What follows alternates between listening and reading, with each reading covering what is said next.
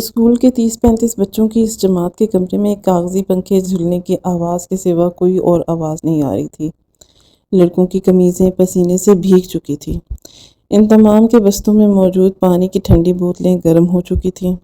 سر جاوید نے ریاضی کے ایک سوال کو حل کر کے جواب بورڈ پر لکھا ہی تاکہ گڑگڑ کی آواز سے برائے نام چلتے پنکھے جواب دے گئے۔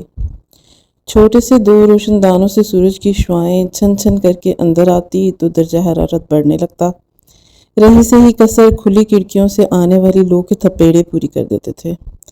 فرحاد نے مایوسی کے عالم میں کمرہ جماعت میں چاروں طرف نظر دوڑائی اور اس کا دل خون کے آنسو رونے لگا۔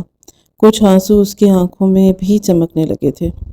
رونا مت شروع کر دینا اب یار، ناصر نے اپنے ساتھ ڈیسک پر بیٹھے دوست فرحاد سے کہا۔ پتہ نہیں میرا خواب کب پورا ہوگا۔ تمہیں پتہ ہے کہ میں نے کیا خواب دیکھا تھا؟ فرحاد نے کہا۔ ہاں، تم نے بتایا تھا کہ اسکول میں بڑے بڑے اے سی لگا دیے گئے ہیں، ٹھنڈے پانی کے لیے مشینیں، کولر لگا دیے گئے ہیں، بجلی جاتی ہے تو جنریٹر آن ہو جاتے ہیں، پنکھے چلتے رہتے ہیں، اے سی کی ٹھنڈک کافی دیر تک برقرار رہتی ہے۔ ناصر نے جواب دیا۔ اسی وقت سرخاور کمرے میں داخل ہوئے۔ آج وہ کافی غصے میں تھے۔ آتے ہی انہوں نے گاؤن اتار کر میز پر پھینکا تھا۔ سب بچے جو پنکھے جھل جھل کر ادموئے ہوئے جا رہے تھے، استاد کو دیکھ کر حیرت زدہ رہ گئے تھے۔ آج سرخاور کو کیا ہو گیا ہے؟ سب بچوں میں خسر پھسر ہونے لگی۔ کچھ دیر گتے سے پنکھا جھلنے کے بعد انہوں نے بڑی بے دلی سے پڑھانا شروع کیا۔ پرنسپل آفس میں پرنسپل صاحب اپنی آرام دہ کرسی پر حساب کتاب کا کھاتہ کھولے بیٹھے تھے۔ اس سال ایک بچے کی ماہانہ فیس 300 روپے کے حساب سے سال میں کل 5,40,000 جمع ہوئے تھے، جن میں سے تقریباً 3 لاکھ روپے تنخواہوں اور دیگر اخراجات پر لگے اور باقی گھر کی ترقیاتی کاموں میں۔ انہوں نے زور سے قہقہہ لگا کر کہا اور حمدانی صاحب کو فخریہ انداز سے دیکھا۔ یعنی آپ بڑے ہوشیار آدمی ہیں، ہیرا پھیری میں کسی کو کانوں کان خبر بھی نہیں ہونے دی اور میرا حصہ بھی کھاتے رہے۔ حمدانی صاحب مسکرائے اور ٹھنڈی بوتل کے گھونٹ بھرنے لگے۔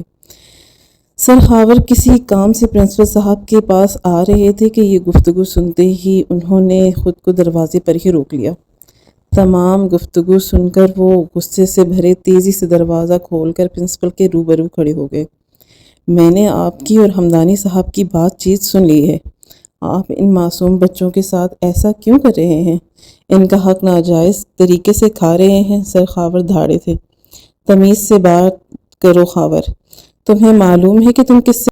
پرنسپل صاحب اپنے چوری پکڑے جانے پر رتی بھر بھی شرمندہ نہیں تھے۔ میں اچھی طرح سے جانتا ہوں کہ میں کس سے بات کر رہا ہوں۔ آپ کو نظر نہیں آتا کہ اسکول میں کن کن سہولیات کی کمی ہے؟ کلاسوں میں لگے پنکھے ہوا کم شور زیادہ کرتے ہیں۔ اتنی فیس دینے کے باوجود اسکول میں بچے مٹکوں سے پانی پینے پر مجبور ہیں۔ بجلی کی لوڈ شیڈنگ میں جنریٹر کا بندوبست نہ ہونے سے بچے گرمی میں تڑپ جا رہے ہیں اور آپ ان کی فیسیں پیسوں کو ہڑپ کر جاتے ہیں۔ خاور محمود نے بنا ڈرے کہا تھا۔ یہ میرا ذاتی معاملہ ہے، تم کون ہوتے ہو کچھ کہنے والے؟ پرنسپل صاحب بولے۔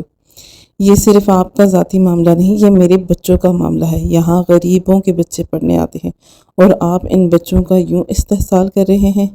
خاور صاحب یہ کہتے ہی نکل آئے تھے۔ سر خاور گرمی سے پریشان تھے۔ انہوں نے پرنسپل صاحب کی بدعنوانی سے بچوں کو آگاہ کیا تھا۔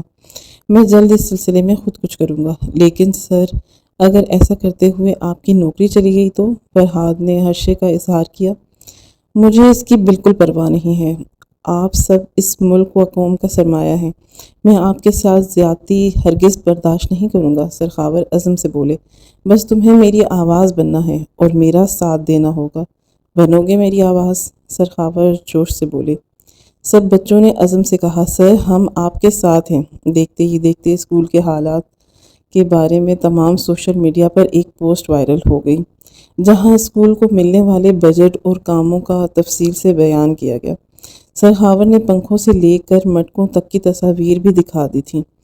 ان کے ساتھ ساتھ جیسے ہی یہ تصویر وائرل ہوئیں، تمام بچوں نے اپنی رائے کی بھرمار کر دی۔ میڈیا نے بھرپور کوریج کی تھی۔ فرحاد نے بڑھ چڑھ کر حصہ لیا تھا اور نیوز رپورٹرز کو بیان ریکارڈ کروائے تھے۔ دیکھتے ہی دیکھتے میڈیا کی حرکت میں آنے سے پرنسپل صاحب کو اپنی ملازمت خطرے میں ہوتی محسوس ہوئی۔ کچھ ہی دنوں میں اسکول کی کایا پلٹ گئی۔ پرنسپل کے خلاف کارروائی ہوئی۔ اسکول میں بڑا جنریٹر، ہر جماعت میں نئے پنکھے، ٹھنڈے اور پانی کے صاف فلٹر جو برقی واٹر کولر سے منسلک تھے۔ اس کے علاوہ کمروں کے باہر پھولوں کے گملے رکھوائے گئے جن کے لیے ایک تجربہ کار مالی کا تقرر کیا گیا۔ استاد بھی ٹھنڈے دل و دماغ سے بچوں کی مدد کر رہے تھے۔ سبھی بچے بہت خوش تھے، لیکن فرحاد کی خوشی کا تو کوئی ٹھکانہ ہی نہیں تھا کیونکہ اس کا خواب پورا ہو چکا تھا۔